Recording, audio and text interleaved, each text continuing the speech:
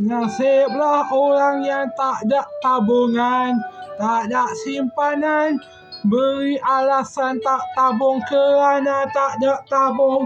Kulihat banyak botol yang kau boleh guna, tapi kau beri alasan tak ada tabung.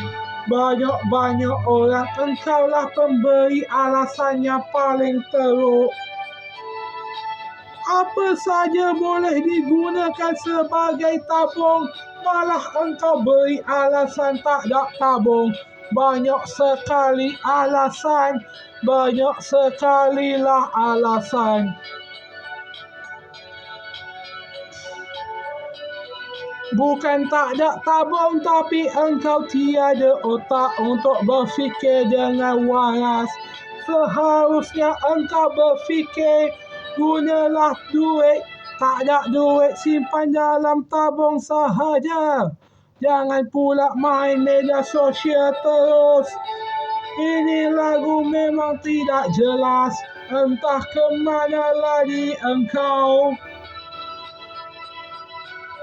Nasib engkaulah beri alasan tak ada duit, padahal engkau tak ada tabung.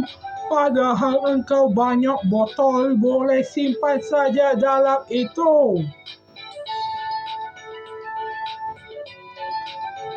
Orang suruh simpan, telah engkau habiskan duit. Kenapa pula engkau mencari orang tuamu? Kenapa pula tak cari rezeki? Orang suruh cari rezeki, malah engkau cari orang tua yang tak betul. Buat apa hormat negara yang beri undang-undang yang tak adil? Orang tua yang tak adil tak harusnya dipertahankan, seharusnya ditinggalkan sahajalah. Memang pantas pun engkau kena susah kerana engkau nak sangat kasih sayang dari orang tak betul. Memang nasib engkau sendiri pilih orang yang tidak betul, orang yang tidak tepat sama sekali.